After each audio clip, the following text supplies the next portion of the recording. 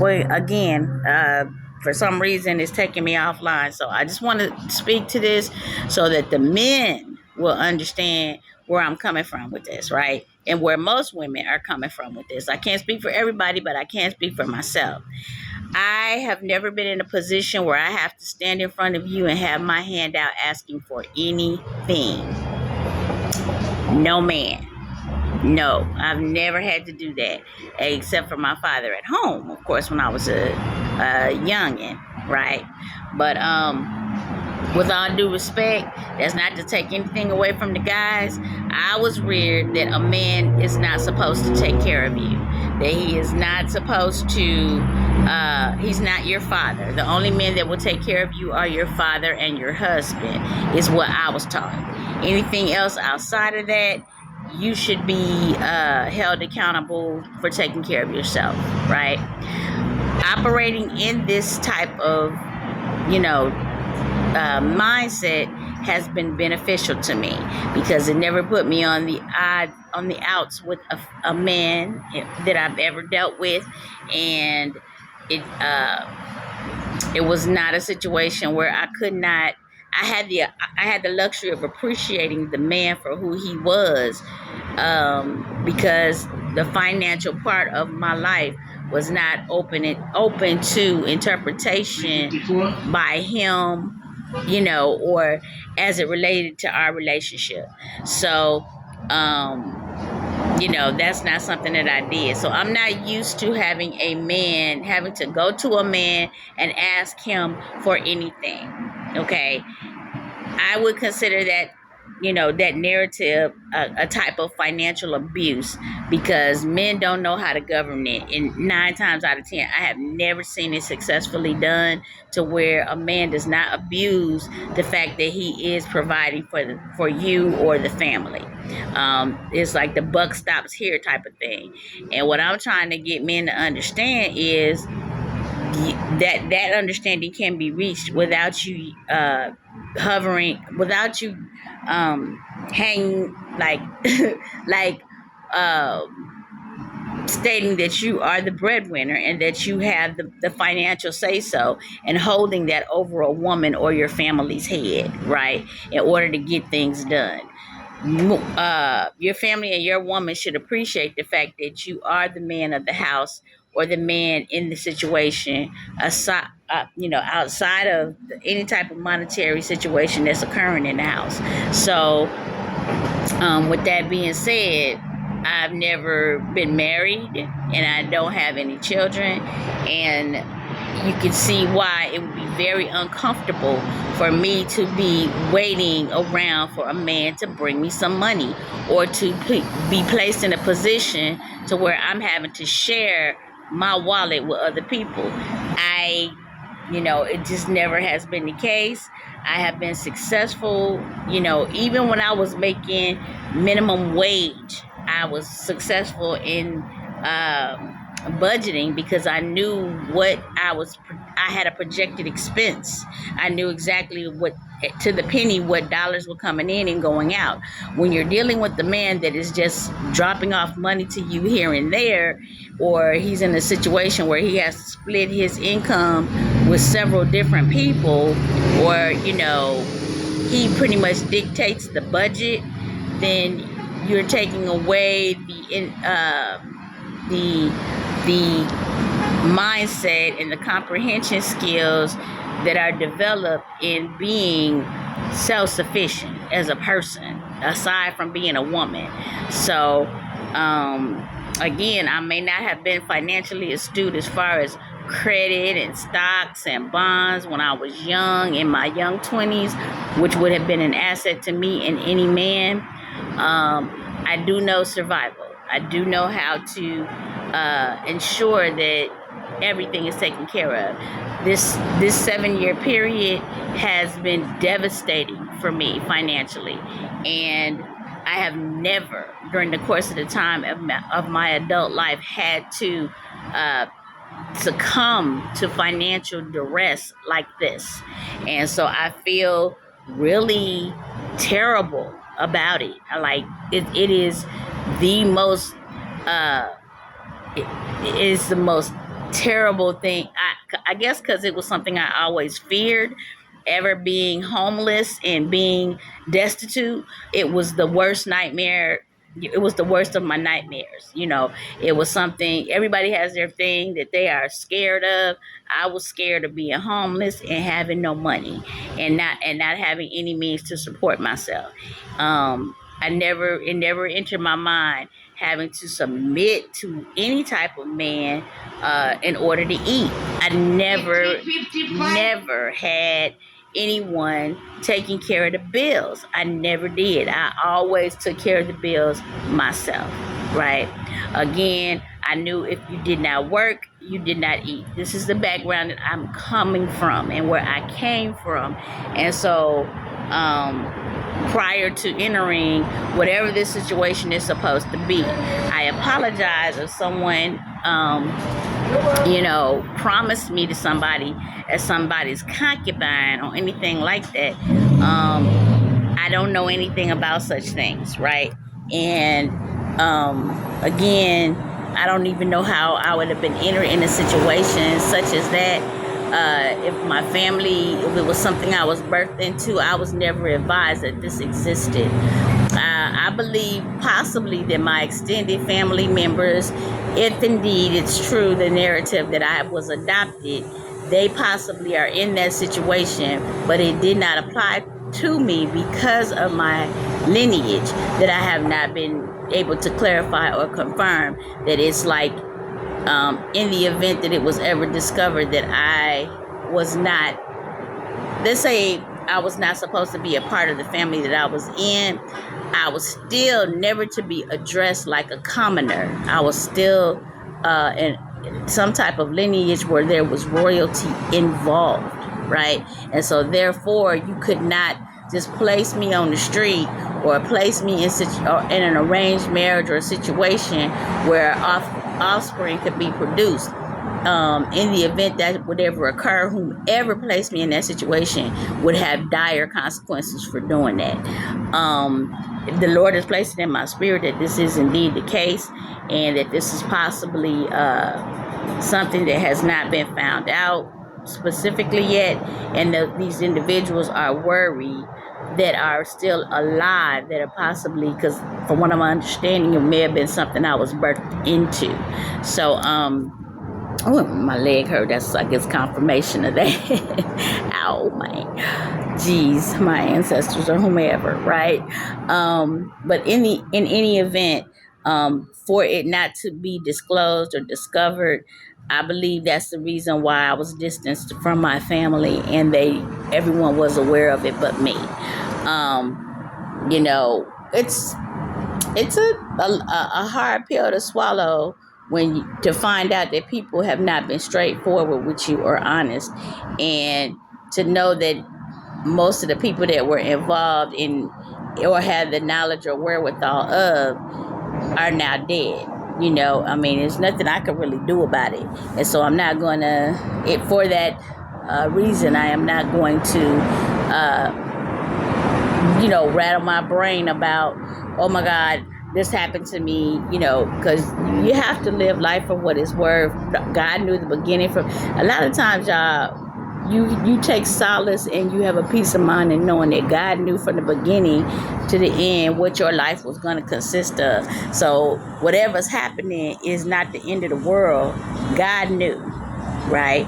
And so if he knew that, that means that there is, he has a narrative for you as well. But it's up to you to exercise free will to get to where it is that he will have you to go, based on his purpose for your life.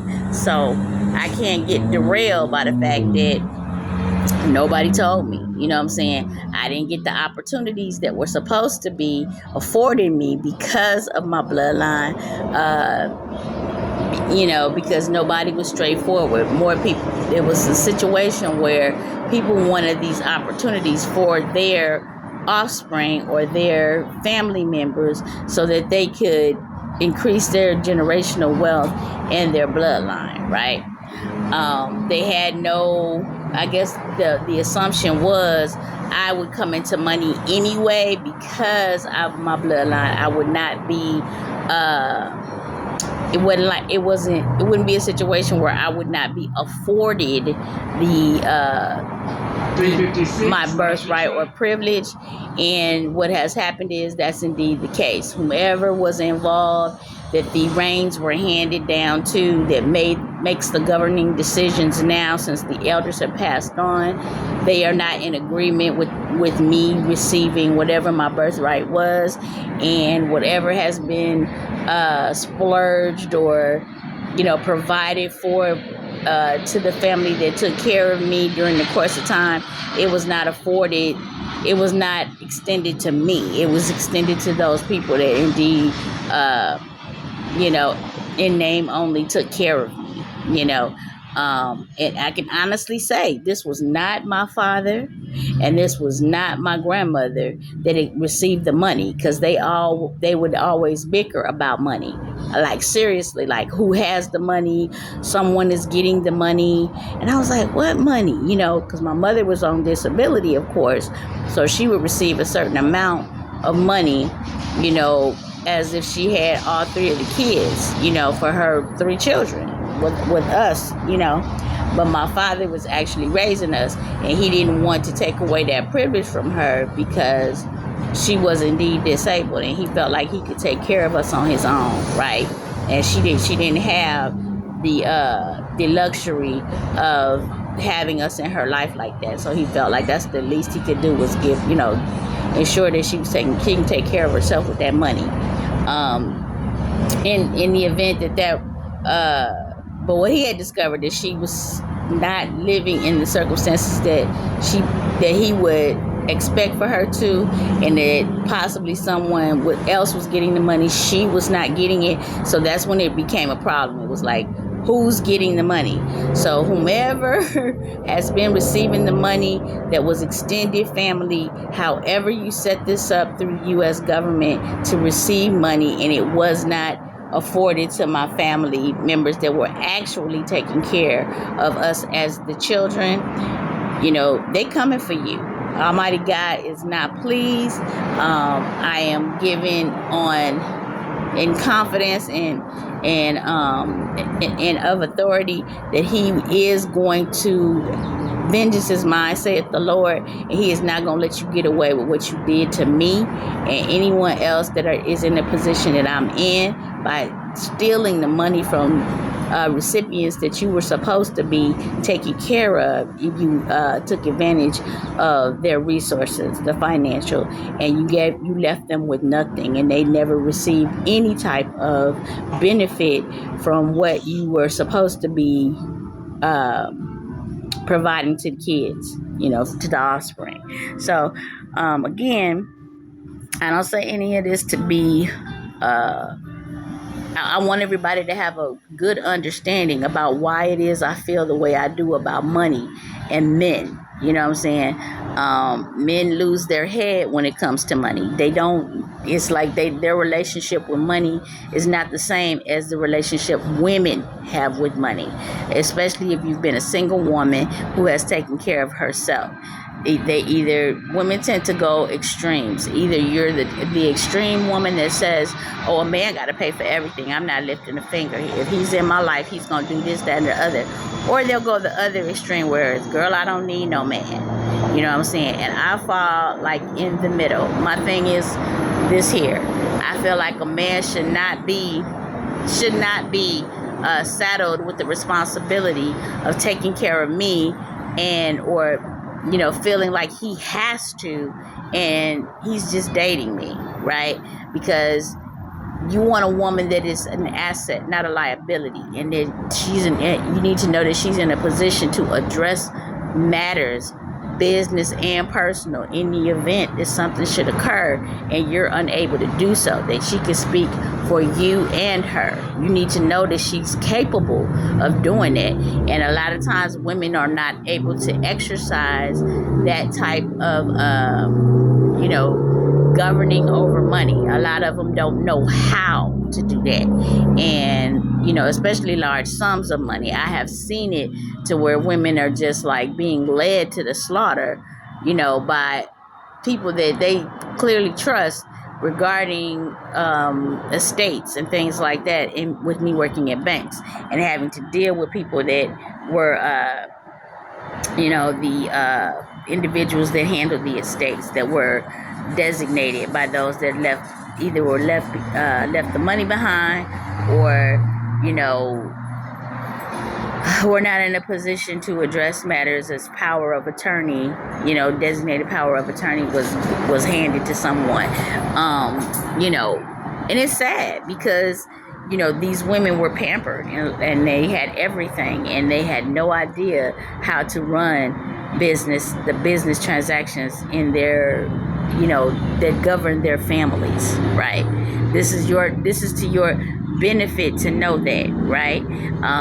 Not to take a man to the cleaners, but to take care of the man in the event that you have to do so.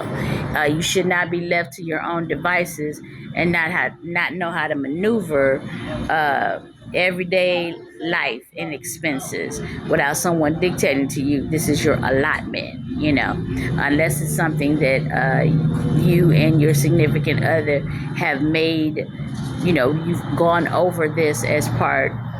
He has seen to it that you have a specific allowance and budget and things of that nature, and you've gone over it, and what is anticipated or expected of you, right? It should not be the blind leading the blind. So I don't get down with this blind leading the blind stuff, where someone's going to drop off a couple of dollars to you here and there, or because you need to know how to handle projected expenses. So if someone gives you $100 and the next day you got $2, someone give you $1, you know what I'm saying? Then they're like, okay, just budget that. You don't know when the next time is you're going to get paid.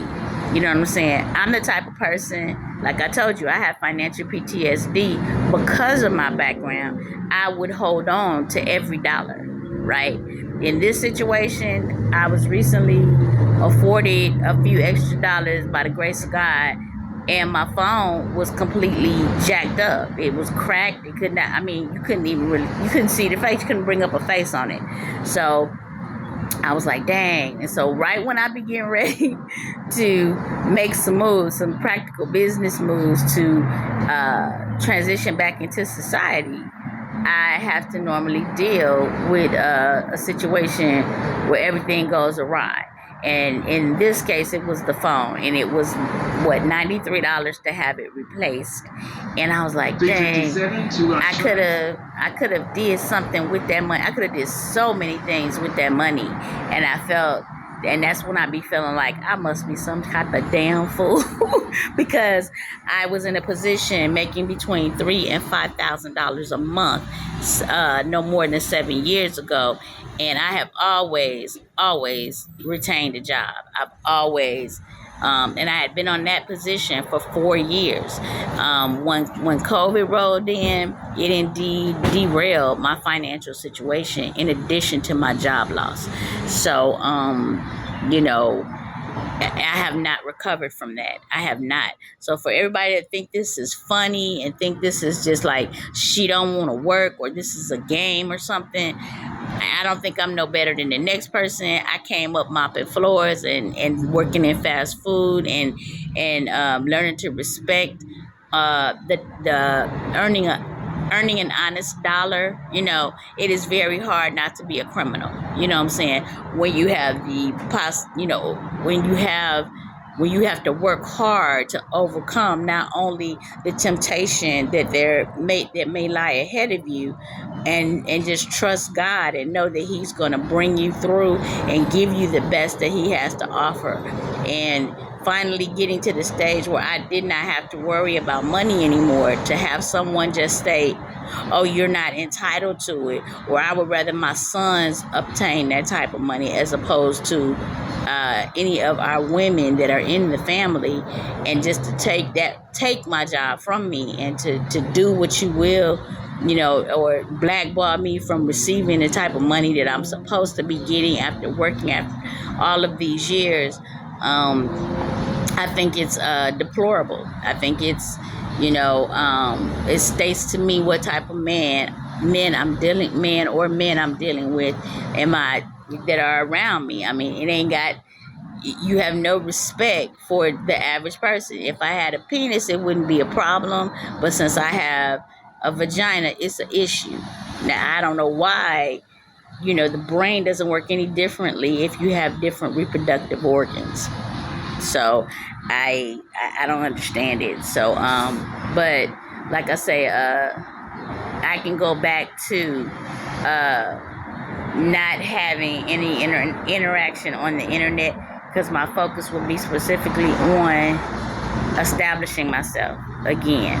And all of this, and I mean no disrespect, because some people live their life in this type of culture to where that's all they know is arranged marriages, a man taking care of them, and them not lifting a finger, and them actually being waiting to receive funding to address household matters and expenses and their own needs if necessary.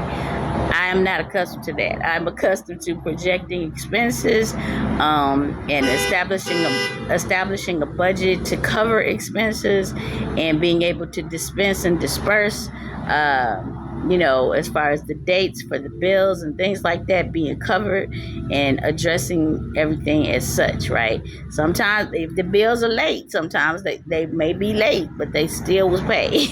You know what I'm saying? Based on what I had available, right? So I would rather I'm telling you, I'd rather take a late payment on provide a late payment on a bill, as opposed to waiting for the man to give me the money. Like, seriously. Like, if the anxiety, this is the anxiety that surrounds a man providing for you is, as a single woman that always had to do everything for herself, the anxiety that surrounds a man being forthright and not being abusive financially, or hanging something over your head like, if it weren't for me, you wouldn't have it, or you better do what I say or else you won't get it, or whatever. I ain't never had to deal with nothing like that. So I'm not going to start at this late age with that situation. So while I can respect other cultures and this is their narrative, it is not the American way. And American women, they may, because we have to work so hard to sustain a household, they may be open to this or welcoming of this, with not knowing. Again, me being raised by a man, I know what that consists of. Nobody does something for nothing. They don't. And it tends to, and that's the way I was raised. My father was like, if a man is doing something for you, he wants something from you. He is not just doing it just to be nice. That's not how men work. You know what I'm saying? That's not how they think. And he was very much a man, and he very much, was a ladies' man. And he had no reason to lie to me or steer me in the wrong direction when it came to that. So I've always went with that narrative, and I've never been wrong, right? And the relationships have always been, like I told you, amicable ones, to where if a man was doing something, he was cheating, he was doing that or the other, he felt guilty about doing such things, and he would tell me, I'm finna do this with this girl over here, or I'm finna do this. And the way the friendship was established, or the relationship, we would just part ways, because I wasn't open to him cheating on me, and he didn't want to do that. He didn't feel right doing that, because I was being right by him. He had no reason for us to be at odds with one another. And for, most men are like, oh, she doing this, doing that, and that's why I stepped out, because she like this or like that. They had no reason to be like that. Everything would be cool between us, and they still had a desire to be with these women outside of the relationship. So they were like, I'm not ready to be with one woman. And I'm like, that's right, you're not. And you should not be. If I had sons, I would encourage them to date as many women as they could, so they could get it out of their system. Get it out of your system, so I don't have to deal with it. You know what I'm saying?